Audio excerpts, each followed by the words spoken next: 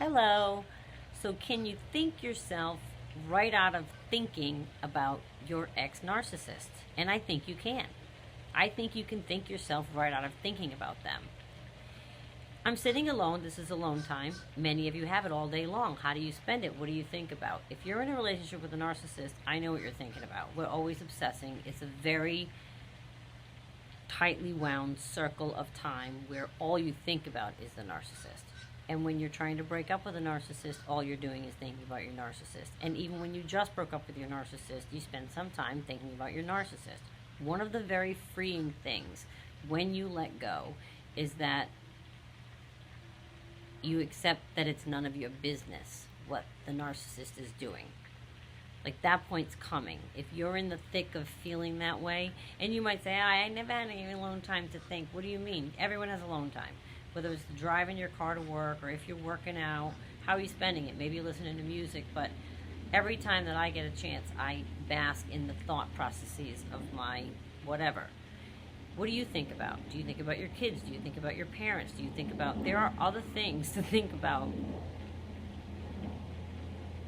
in life once you get free of the weight that's lifted from the narcissist. And I have a list of 7 things. And I thought of that expression, my opinion of you is none of your business, and like vice versa, their opinion of us is none of our business. So that's kind of the angle I'm coming at it as. I got to the point where it's none of my business what's going on, so I can't concern and worry myself to death about it. Do you follow what I'm saying? So here goes the list of 7, my family's number. Number 1, you don't worry about what they're doing or who they're sleeping with. It's none of my business. You might say, but what do you mean? How can you turn off worry? How can you just stop worrying? I understand that. Forgive me, that's an alarm. I understand that. But what I'm saying is, if you start to think of it as it's none of your business, it will free your mind from having the right to think about it at all. You'll start to look at it differently. Just listen. So number 2, who they're with or playing around with. Again, if you've broken up with them, it's no longer your business. I'm being fresh when I say it's none of our business. On purpose, though. It's none of our business. Think of that as a wonderful thing. It's none of our business. None of our business. Number 3, if they're on a dating site. Now, you can't stop obsessing over that once you break up with them, many people. I don't even give it a thought, because I know he was doing it when he was with me.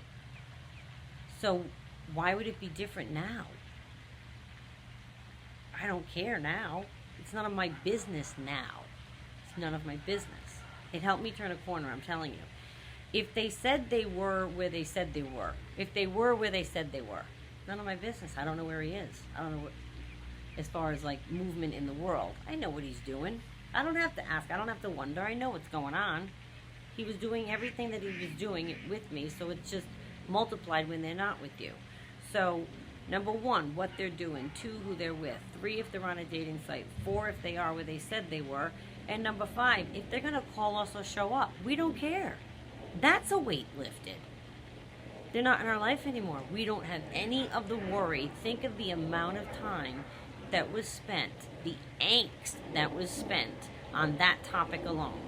Whether they were going to call when they said they were going to, or show up when they said they were going to, or call us back after they said, I'm just running in to get a coffee. Meanwhile, it's 4 weeks later. It's the longest coffee you ever heard of in your life. I know. Not that worry. It's not my business. In fact, I've asked him not to call me. And it's certainly not my business whether he is calling. They're doing all of these things to other people. They're just not doing them to us anymore. Which brings me to number 6. If they are triangulating, gaslighting somebody, it's not your business. It's not you anymore. They are somebody else, but it's not your business anymore. And it's sad, because that's the reason I'm doing these videos. I don't want them to be able to do that to somebody else. I want every single person on the face of the earth to know about these kinds of people so that they spot them and don't have to be the person, the next person. But we know he has the next person. That's their pattern. But whether or not they're triangulating or gaslighting as an activity upon you, you don't have to worry. You know why? It's none of your business. I just started to think about it. It's none of my business at all. And I got to a point that it helped me with each one of these things that I'm listing, that I stepped back and thought, it's none of my business. No more than, I don't know, you might be with the same man 30 years, but if you've had 3 boyfriends ago, you don't think about those people. That's none of your business. It's the same thing. Just get there faster, and it helps you turn a corner. Number 7, if they are ever coming back, none of our business. Meaning, we've decided if you've gone, we've decided, regardless of what might be tucked away somewhere, you have decided with head, heart, and soul, you know you should leave. You've left. Whether or not they come back is none of your business. You know what's going to happen. It's their pattern. They will be hoovering you at some point, in some way. It's very odd that they don't, because they recycle old supply when the new supply gets bored. They've been with you. You are therefore an old supply. They'll always reroute through all of their old supplies. That's what they do. That's what the bench is. So we're now bench warmers as exes to the narc. How much you allow them in is your business.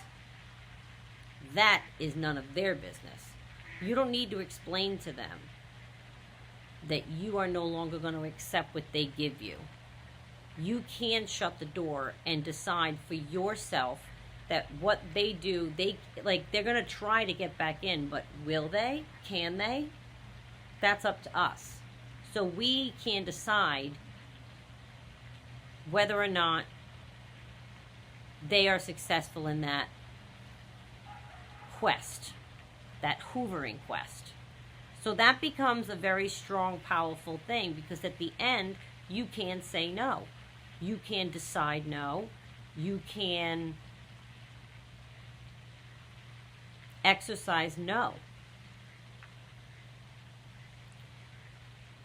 That's why it becomes none of our business, because we get to the point that it's not even our concern. It changed inside. It's not my concern, in other words. And bathe in the light of that. Like, that's very heavy. That's a heavy burden lifted when you think about you're free. And you might say, well, how do you get there, though? You can't just decide to get to that point. No, but you can choose to spend your alone time thinking about things other than what they're doing. It's none of your business. Start thinking about your own business, your own life, your own things in your own life. Start to remember before the narcissist what you used to think about. Or if it's been so long, start to look at what you'd like to think about. Lyrics to music. Remember, we used to do that when we were teenagers. We'd listen to music for hours and read the lyrics. I still do it. Because we wonder, don't we? And we worry. And we do. And I don't want to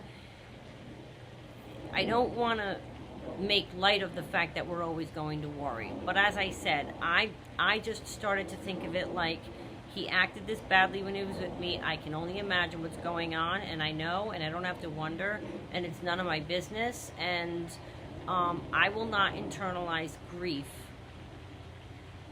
any longer over something that's not even my business. Do you see? I thought about this for a very long time to land there. In other words, we're getting ourselves all fatutzed post-relationship, and what's going on in their life is no longer our business. If you really did put a door on them, and that's them, and this is you on the other side of the wall that you put up, what happens over there is none of your business. Why are we worried about it? We internalize so much grief, worried about, oh my God, I just know he's with that girl. I just know he's saying this to her, or I just know. I know, I did it. I absolutely did it. Oh my God. Oh my God, I'm so dramatic. You don't even know. It can get bad. But then I turned a corner and thought, but it's none of my business. I don't have to spend any amount of angst or worry being anxious over something that is absolutely not my concern or place to worry about. they're living the same life of debauchery. They're selling it as great and they're miserable on the inside. You can bask in the alone time that you have now and think about wonderful things, pull out music, read a book, work out. Your alone time is all yours now. Don't spend it obsessing over what is none of your business. Just keep saying that. It's none of my business. You start thinking of it in a business like what, like it takes the romance out of it. Like it's none of my business. Like you don't want to gossip in friends' lives. It's none of your business. Like that. Start thinking of it like that. Like remove yourself from the romance of it. Anyway, it helped me. I hope it helped you. Anything that I think of that I think might help you turn a corner, I like to share. Stay strong.